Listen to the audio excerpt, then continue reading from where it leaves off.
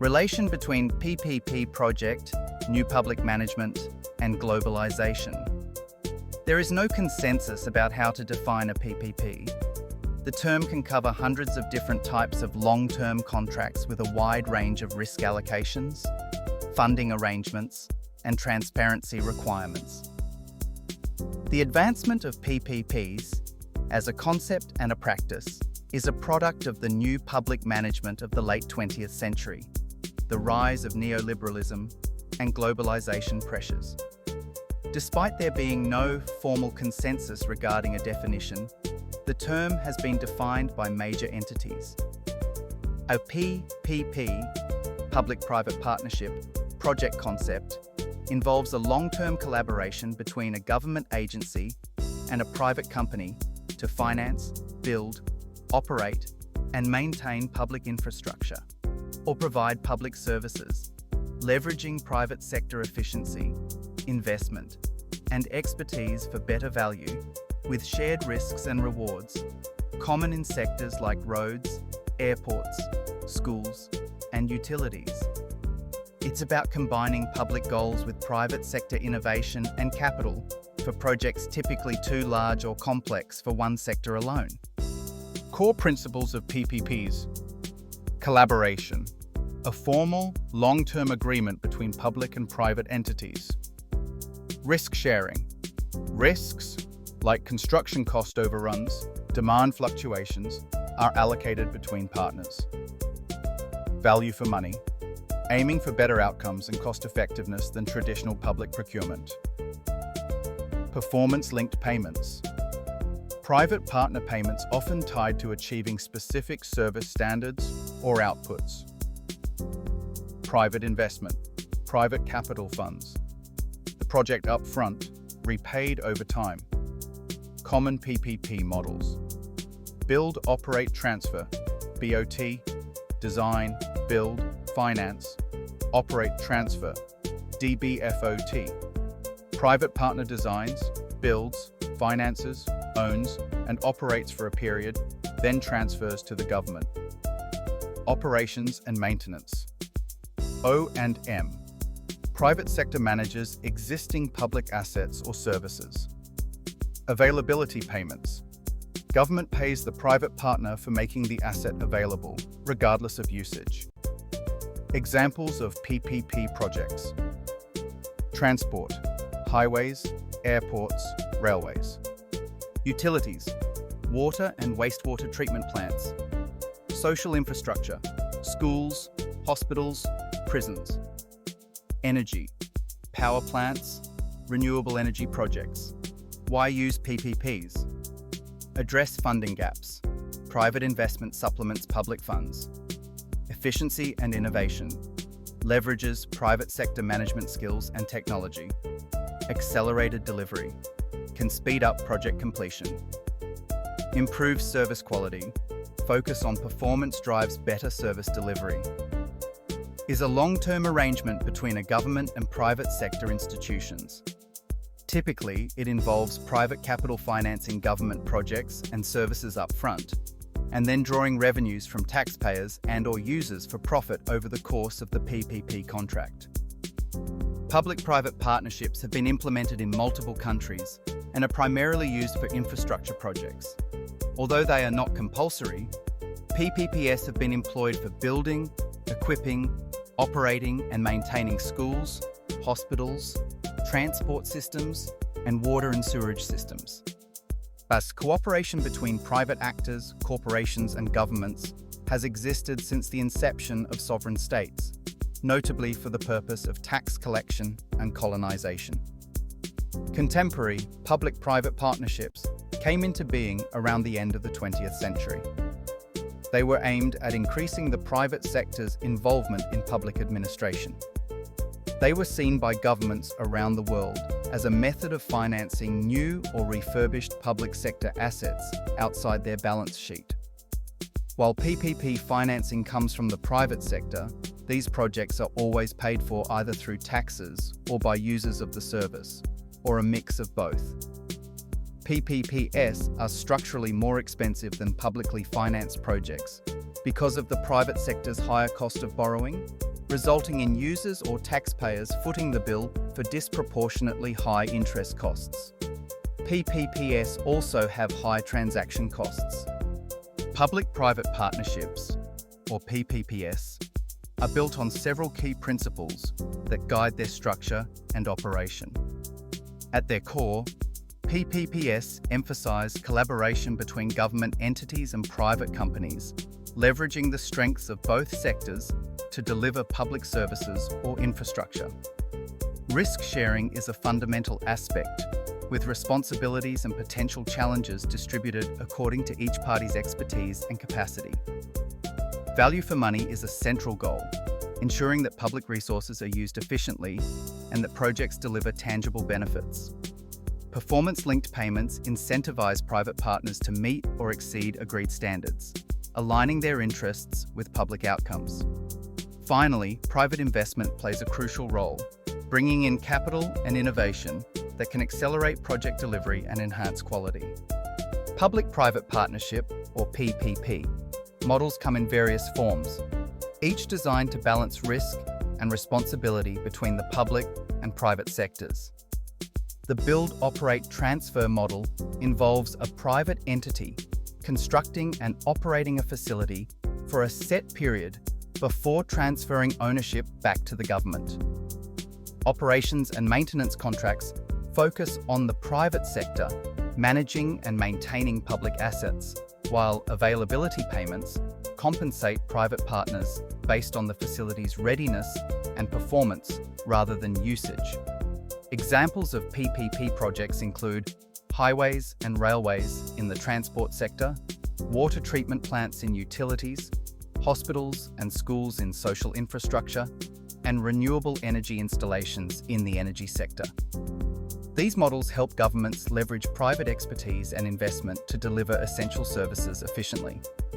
Public-private partnerships, or PPPs, are increasingly adopted to tackle significant funding gaps in public infrastructure and services. By involving private sector partners, governments can access additional financial resources that might otherwise be unavailable. The private sector often brings enhanced efficiency and innovative approaches, leading to more effective project management and solutions.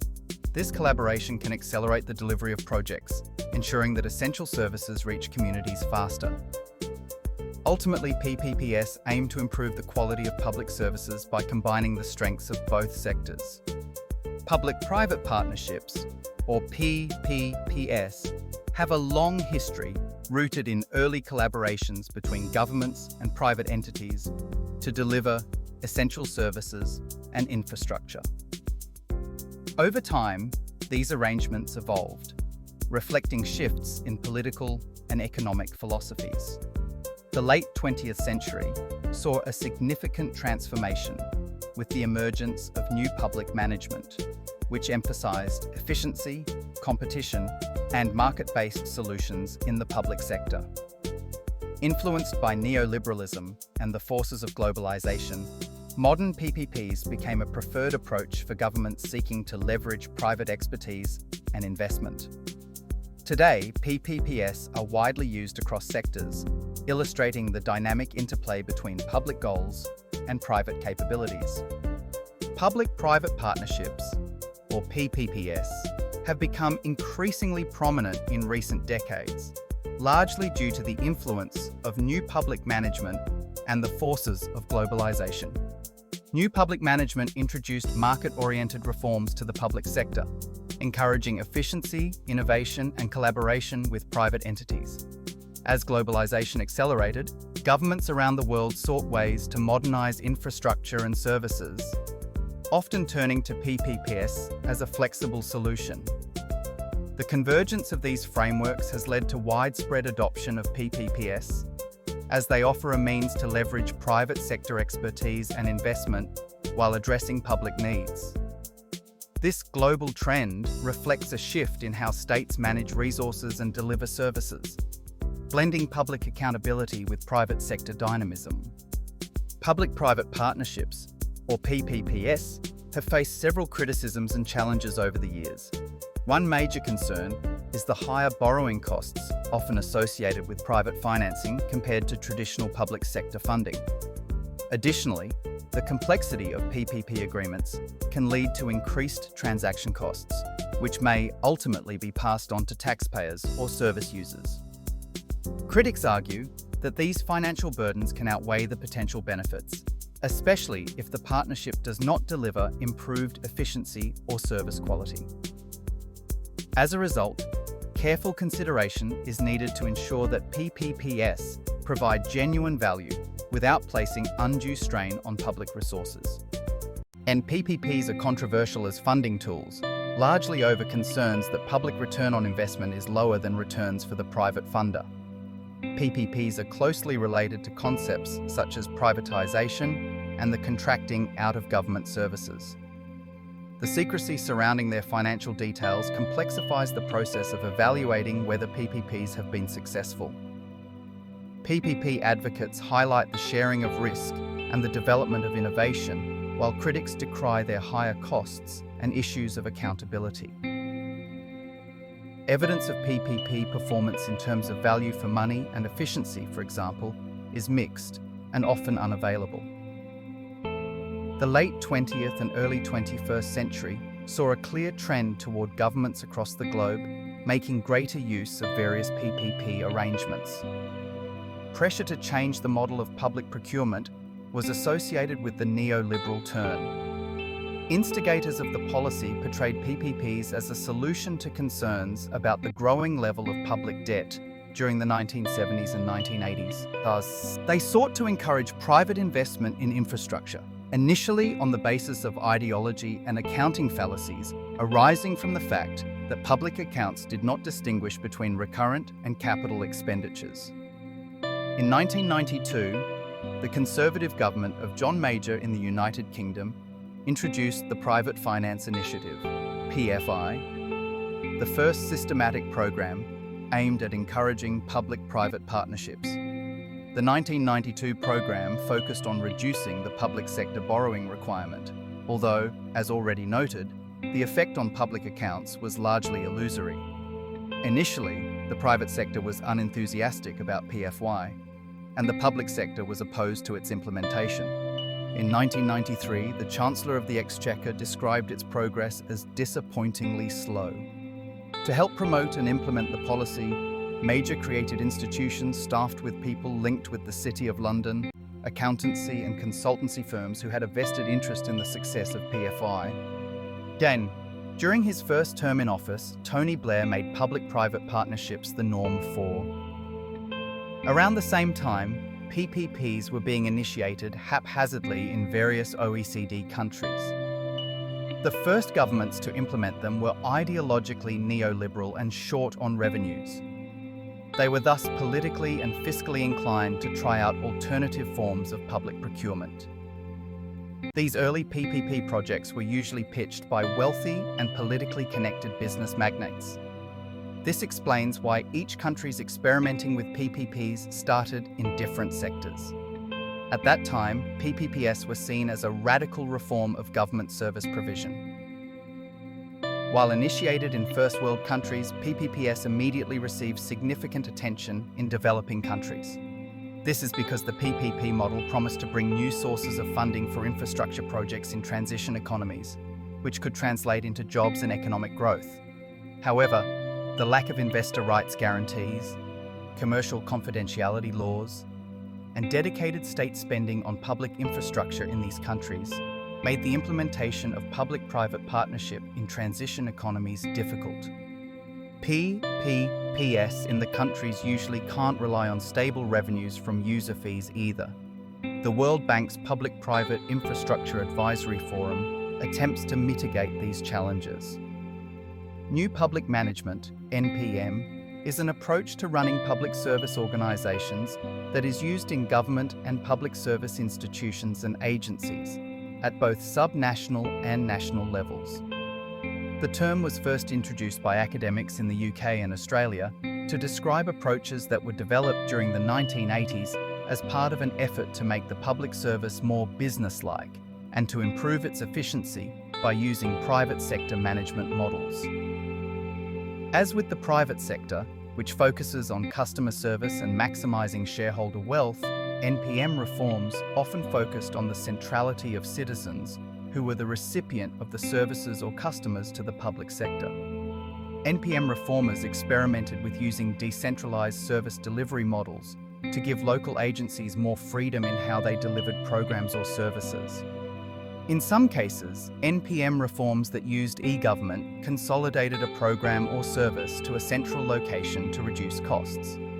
Some governments tried using quasi-market structures so that the public sector would have to compete against the private sector, notably in the UK, in healthcare.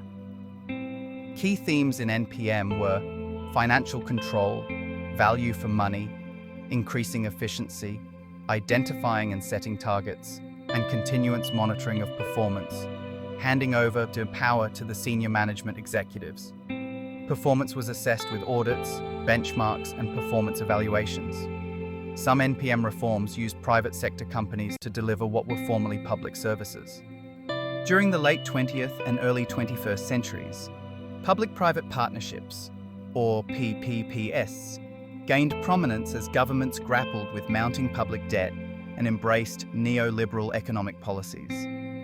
Seeking new ways to fund infrastructure projects, many turned to private investment to share both risks and rewards. The United Kingdom played a pioneering role with its private finance initiative, introducing a systematic approach to PPPs.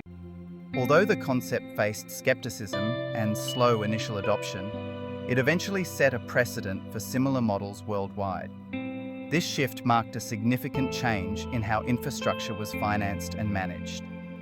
Public-private partnerships, or PPPs, gained traction worldwide, initially taking root in OECD countries where regulatory frameworks were more established. As developing nations sought new ways to finance critical infrastructure, PPPs attracted considerable interest. Yet, the transition to these models was not without difficulties. In many emerging economies, weak investor protections and unpredictable revenue streams pose significant obstacles. These challenges often hindered the successful implementation and sustainability of PPP projects in regions undergoing economic transformation. New public management, often referred to as NPM, arose as a transformative approach to public sector reform. Its core aim was to infuse public services with principles commonly found in the business world, such as efficiency and a strong focus on customer satisfaction. NPM advocates for decentralizing decision-making, allowing individual agencies greater autonomy to respond to local needs. It also places significant emphasis on measuring performance to ensure accountability and results. In some cases, this movement encourages outsourcing certain services to private companies, seeking to leverage their expertise and cost-effectiveness. NPM advocates in some countries work to remove collective agreements in favor of individual rewards packages at senior levels combined with short-term contracts, and introduce private sector-style corporate governance, including using a board of directors approach to strategic guidance for public organizations. While NPM approaches have been used in many countries around the world, NPM is particularly associated with the most industrialized OECD nations, such as the United Kingdom, Australia, and the United States of America. NPM advocates focus on using approaches from the private sector, the corporate or business world, which can be successfully applied in the public sector and in a public administration context. NPM approaches have been used to reform the public sector, its policies, and its programs. NPM advocates claim that it is a more efficient and effective means of attaining the same outcome. In NPM, citizens are viewed as customers, and public servants are viewed as public managers. NPM tries to realign the relationship between public service managers and their political superiors by making a parallel relationship between the two. Under NPM, public managers have incentive-based motivations such as pay for performance, and clear performance targets are often set, which are assessed by using performance evaluations. As well, managers in an NPM paradigm may have greater discretion and freedom as to how they go about achieving the goals set for them. This NPM approach is contrasted with the traditional public administration model, in which institutional decision-making, policy making and public service delivery is guided by regulations, legislation, and administrative procedures. NPM reforms use approaches such as disaggregation, customer satisfaction initiatives, performance indicators, customer service efforts, applying an entrepreneurial spirit to public service, and introducing innovations. The NPM system allows the expert manager to have a greater discretion. Public managers under the new public management reforms can provide a range of choices from which customers can choose, including the right to opt out of the service delivery system completely. Public-private partnerships, PPPs, are a core mechanism and outcome of new public management, NPM, embodying its goal to inject private sector efficiency, innovation, and risk management into public service delivery and infrastructure, moving away from rigid bureaucracy towards performance-based, market-oriented approaches. In essence, NPM promotes PPPs as a way to achieve better value for money, while PPP projects implement NPM's philosophy by sharing costs, risks, and rewards, using private skills for public goals. New public management, NPM, and its influence. Focus on efficiency. NPM emphasizes private sector techniques like performance metrics, customer focus, and entrepreneurial spirit in government. Rolling back. The state. It seeks to reduce direct government provision of services by contracting out or partnering with private entities. Performance-driven. NPM uses clear targets and performance indicators, aligning with the contractual nature of PPPs. Public-private partnerships, PPPs, as an NPM tool. Hybrid arrangements. PPPs create new, flexible structures that blend public accountability with private innovation, challenging traditional closed bureaucracy. Risk and reward sharing. They strategically allocate risks to the party best able to manage them, maximizing efficiency and value. Service delivery. Private partners often finance, build, or manage public infrastructure, roads, water, health, or deliver services. Emergency response, leveraging their capital and expertise. New public management, or NPM, introduces a significant shift in the relationship between citizens and public institutions. Under this approach, citizens are increasingly viewed as customers, with public servants taking on the role of managers rather than traditional bureaucrats. This transformation emphasizes incentive-based motivation, encouraging public employees to achieve specific performance targets. As a result, managerial discretion is expanded, allowing for more flexible decision-making compared to the rigid structures of traditional public administration. These changes aim to enhance efficiency and responsiveness within the public sector. Key reforms under New Public Management, or NPM, have significantly reshaped the public sector. Disaggregation has led to the separation of large government departments into smaller, more specialised units, allowing for greater efficiency and accountability. Customer satisfaction initiatives have placed a stronger emphasis on meeting the needs and expectations of citizens, treating them more like clients. The introduction of clear performance indicators enables organisations to measure success and identify areas for improvement. Additionally, NPM encourages innovation and entrepreneurial approaches, fostering a culture where creative solutions and adaptability are highly valued within public services. Public-private partnerships, or PPPs, are a central feature of new public management, embodying its drive for efficiency and innovation in public service delivery. By collaborating with private sector organisations, governments are able to share both the risks and rewards associated with large-scale projects. This approach leverages the expertise and resources of private partners, often resulting in improved project outcomes and more effective use of public funds. PPPs are designed to enhance value for money, ensuring that taxpayers benefit from high-quality services at competitive costs. Through these partnerships, NPM principles are put into practice, fostering accountability and performance-driven results in the public sector. The relationship. Cause and effect. NPM, the philosophy, creates the environment for PPPs, the practice, to flourish as a solution to public sector funding and efficiency gaps. Shared goals. Both aim for improved service quality, cost effectiveness, and quicker project completion by harnessing private sector dynamism for public benefit. Shift in governance. PPPs exemplify the NPM shift from purely state-led provision, classical public administration, to collaborative governance models, sometimes evolving into new public governance, NPG. In short, NPM provides the ideological framework and justification for using PPPs to achieve public objectives more efficiently, making PPPs a tangible implementation of NPM principles. Globalization is the process of increasing interdependence and integration among the economies, markets, societies, and cultures of different countries worldwide. This is made possible by the reduction of barriers to international trade, the liberalization of capital movements, the development of transportation, and the advancement of information and communication technologies.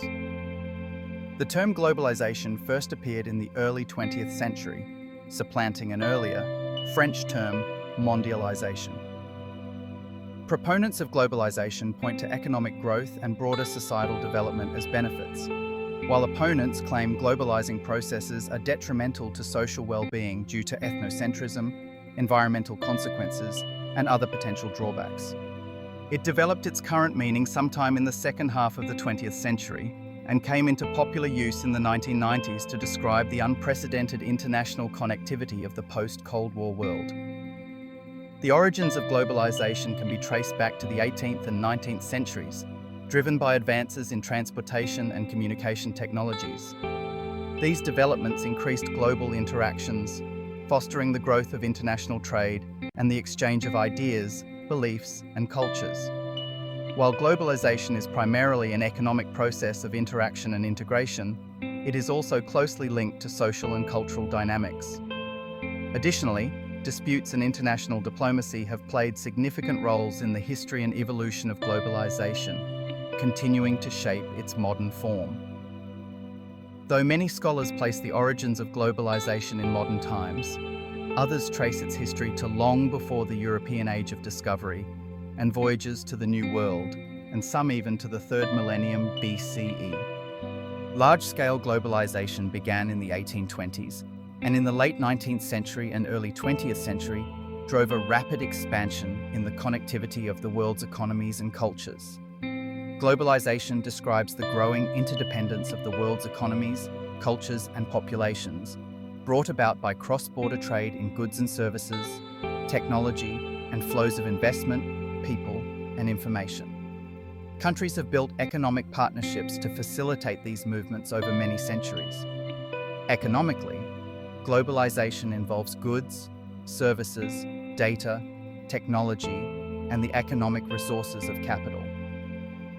The expansion of global markets liberalizes the economic activities of the exchange of goods and funds. Removal of cross-border trade barriers has made the formation of global markets more feasible. Advances in transportation, like the steam locomotive, steamship, jet engine, and container ships, and developments in telecommunication infrastructure, such as the telegraph, the internet, mobile phones, and smartphones, have been major factors in globalization and have generated further interdependence of economic and cultural activities around the globe. Between 1990 and 2010, globalization progressed rapidly, driven by the information and communication technology revolution that lowered communication costs, along with trade liberalization and the shift of manufacturing operations to emerging economies, particularly China. In 2000, the International Monetary Fund, IMF, identified 4 basic aspects of globalization: trade and transactions, capital and investment movements, migration and movement of people, and the dissemination of knowledge. Globalizing processes affect and are affected by business and work organization, economics, socio-cultural resources, and the natural environment. Academic literature commonly divides globalization into 3 major areas: economic globalization, cultural globalization, and political globalization. Globalization refers to the growing interconnectedness of economies, societies, and cultures across the world.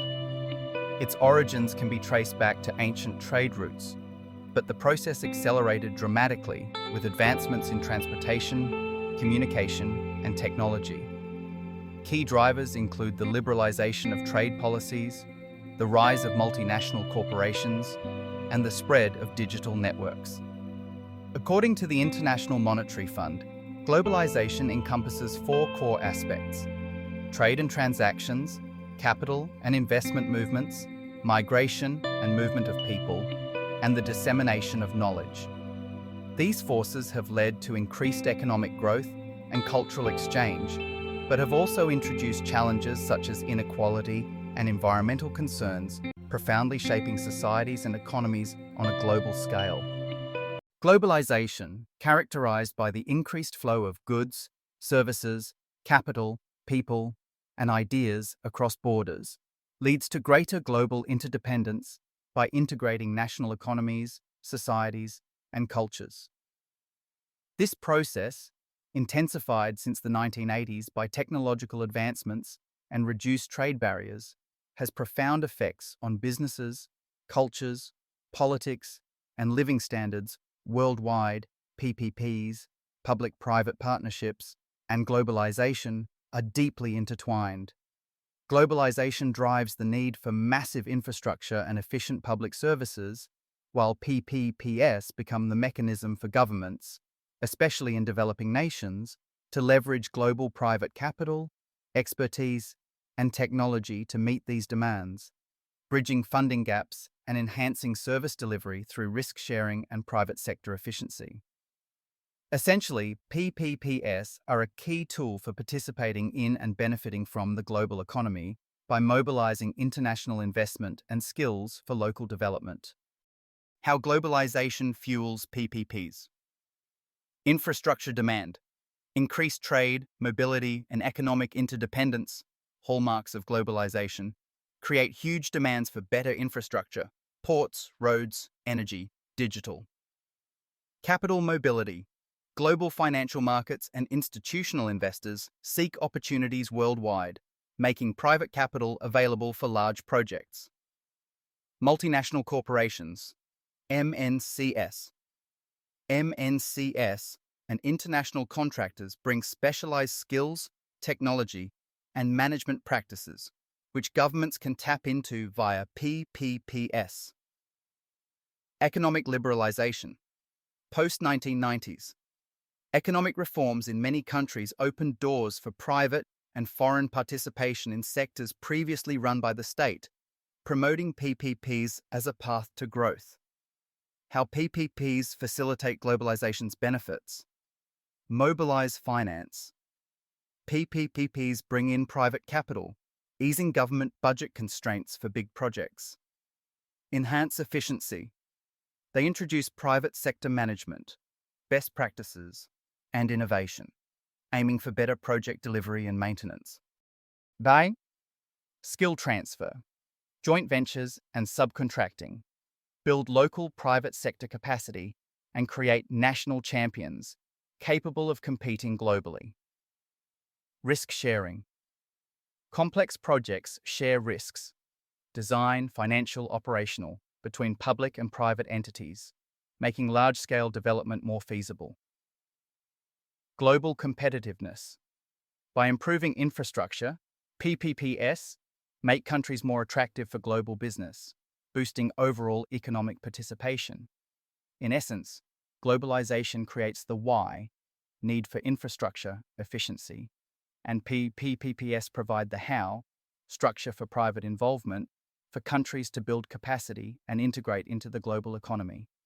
Innovation is the practical implementation of ideas that result in the introduction of new goods or services or improvement in offering goods or services. ISO TC 279. In the standard ISO 56000:2020 defines innovation as a new or changed entity realizing or redistributing value. Others have different definitions. A common element in the definitions is a focus on newness, improvement, and spread of ideas or technologies. Innovation often takes place through the development of more effective products, processes, services, technologies, artworks, or business models that innovators make available to markets, governments, and society. Innovation is related to, but not the same as, invention.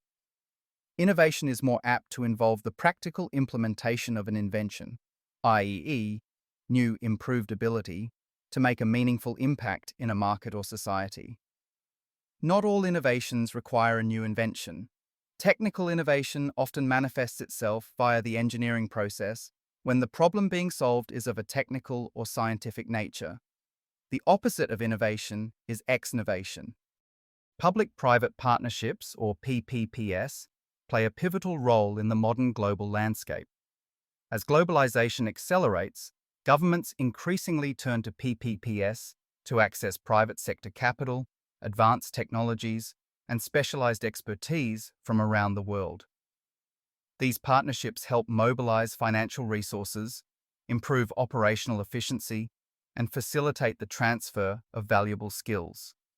By sharing risks between public and private entities, PPPs foster innovation and resilience in infrastructure and public services.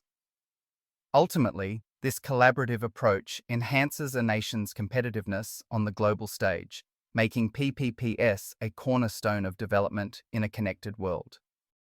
Innovation refers to the practical application of novel or enhanced ideas, products, or processes that generate value for both markets and society.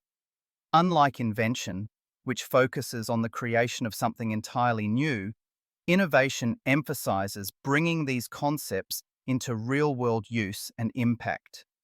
It plays a crucial role in driving progress across various sectors, not only through technological breakthroughs but also through improvements in business models, services, and organizational methods. By fostering both technical and non-technical advancements, innovation helps shape the way industries evolve and respond to changing needs. Public-private partnerships, PPPs, aim to foster innovation by blending public goals with private sector efficiency, leveraging private funding, expertise, and risk-taking to deliver infrastructure services, but the type of innovation varies, often focusing on incremental improvements, cost savings, and efficient operations rather than radical breakthroughs, with contract design being crucial for incentivizing creativity, though some studies show PPPs can paradoxically reduce overall company innovation investment due to risk aversion. How PPPs drive innovation, the pros: performance-based incentives. Asking for outcomes, like sustainability, rather than specific solutions, pushes the private sector to find creative ways, e.g., telecom wiring versus bike lanes. Risk transfer. Moving risk to the private sector encourages them to innovate to manage it efficiently, potentially lowering life cycle costs. Private sector expertise. Bringing in private capital, management, and technical skills to public projects. Competition. Open bidding with performance-based RFPs stimulates innovation as firms compete with unique, higher-value proposals. Market creation. PPPs can support new technologies by creating demand, like in R&D, technology transfer, or developing innovation clusters. Challenges and limitations. The cons. Incremental versus radical. Contracts often favor low-risk, proven technologies for cost reduction, e.g. better maintenance, over disruptive innovations, limiting high-risk R&D. Contractual constraints. The detailed contracts can stifle post-award innovation by making changes difficult, leading to risk aversion. Conflicting incentives. Private firms might reduce their own R&D investment to focus solely on contract fulfillment, as shown by some studies. Measuring innovation. Difficulty in quantifying innovation benefits and ensuring value for money makes evaluation complex. Key takeaway. PPPs are powerful tools for procuring innovation in specific areas, like efficiency, but need careful contract design, performance-based, open competition, to encourage creative solutions as they aren't guaranteed to produce radical, transformative innovation and can sometimes inhibit broader corporate R&D. Public-private partnerships, or PPPs, are powerful catalysts for innovation in infrastructure and public services. By incorporating performance-based incentives, these collaborations encourage private partners to deliver higher quality and more efficient solutions. Risk transfer is another key feature, as it motivates private entities to manage projects effectively and introduce creative approaches to problem solving. Leveraging private sector expertise brings specialized knowledge and advanced technologies into the public realm.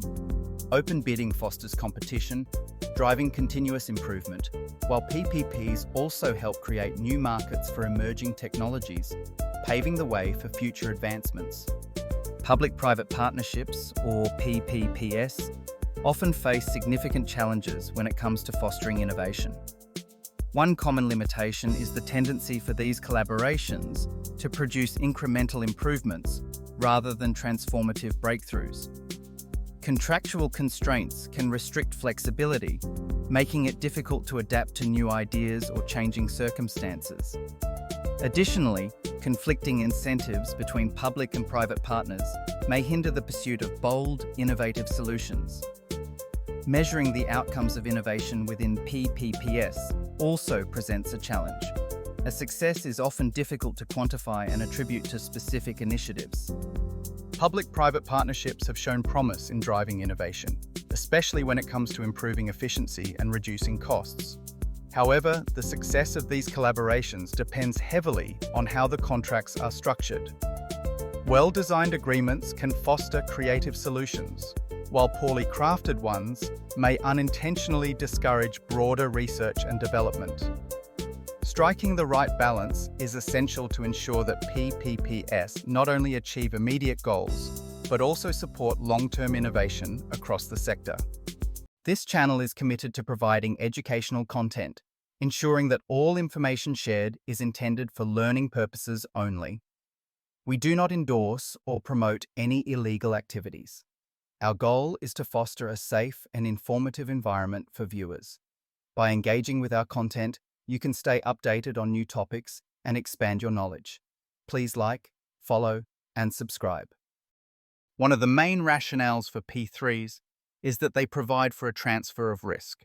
The private partner assumes the risks in case of cost overruns or project failures.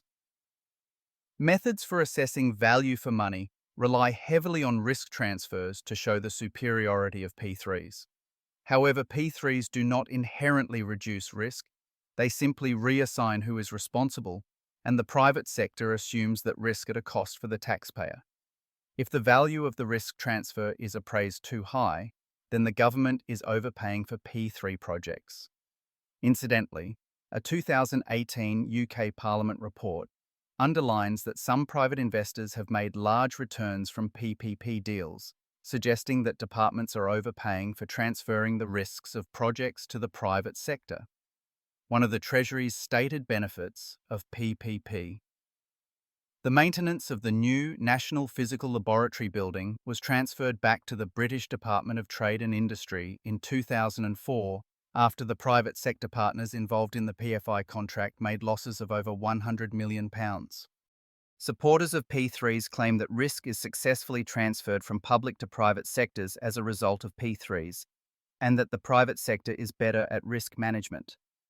As an example of successful risk transfer, they cite the case of the National Physical Laboratory.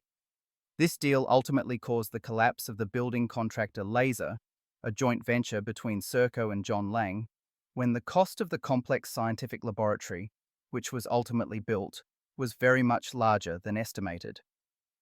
On the other hand, Alison Pollock argues that in many PFI projects, risks are not in fact transferred to the private sector.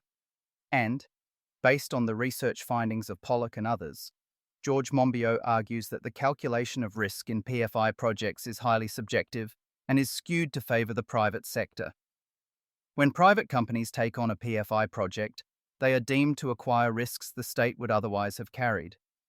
These risks carry a price, which proves to be remarkably responsive to the outcome you want. A paper in the British Medical Journal shows that before risk was costed, the hospital schemes it studied would have been built much more cheaply with public funds.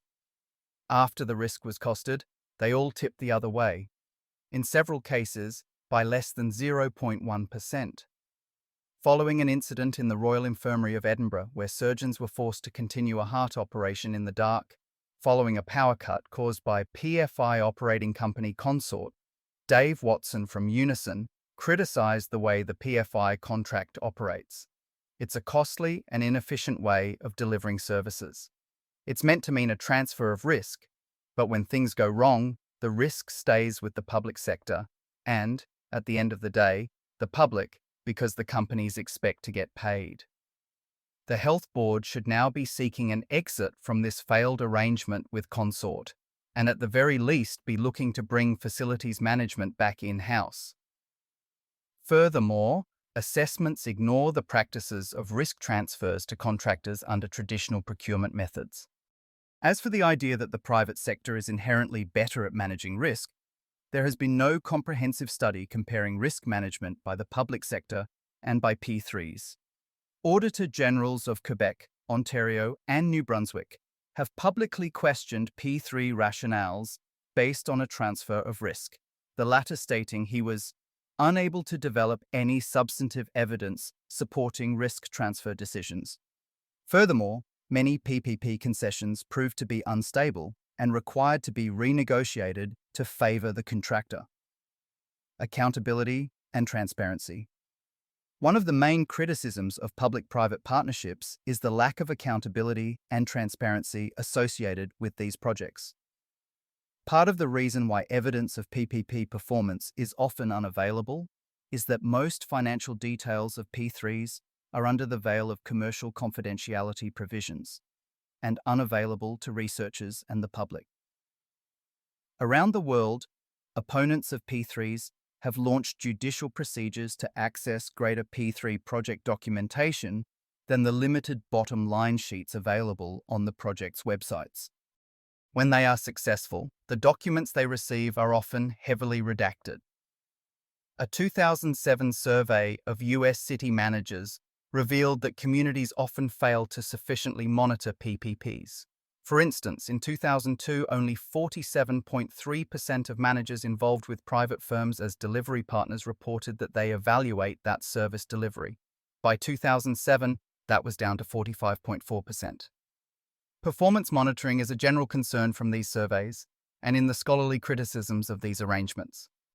Examining real-world examples of risk transfer in public-private partnerships reveals a complex landscape.